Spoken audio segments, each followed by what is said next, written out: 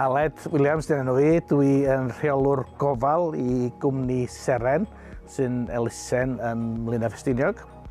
Yn Cwmni Seren, da ni'n cefnogi bobl efo anableddau dysgu a anableddau corfforol.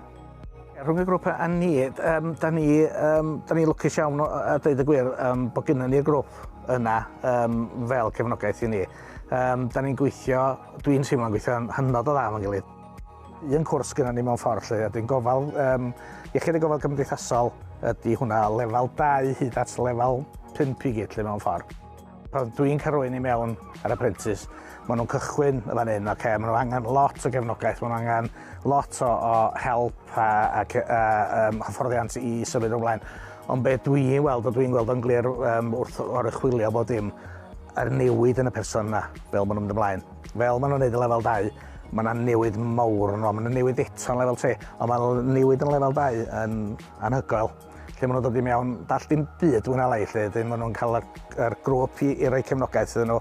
Nina wedyn roed y profiad I mewn iddyn nhw, so maen nhw'n gallu datblygu, ond dwi'n gweld y datblygiad, mae'n neud gwaniaeth yn eu gwaith nhw.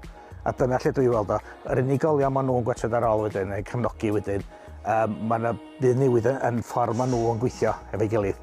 A dyn, wrth fel mae'r cymhwyster yn mynd ymlaen, y gwell mae'r gwaith yn digwydd.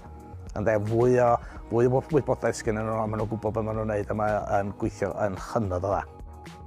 Apprentice da, wyt tisio rhywun sy'n isio dod I mewn i'r maes? Wyt tisio rhywun sy'n mynd yn ei gwahaniaeth? Wyt tisio rhywun sy'n dallt ochr yr unigolyn o bosib, ac yn gallu rhoi ei hunan yn sgidiau'r unigolyn. Ac os dyn nhw'n gwneud efo bob dim maen nhw'n gwneud, bob dim maen nhw'n feddwl maen nhw'n mynd I wneud efo'r unigolyn, ac rhoi hunan i sgidiau gyntaf, mae'r atab yn dod iddyn nhw bob tro. Wrth gwrs mae Gwyn dod I mewn wan i'r ochr apprenticeships wan, sydd yn gret I mi, cos mae o'n gwneud joban mor dda, yn gwneud yn hawdd I mi.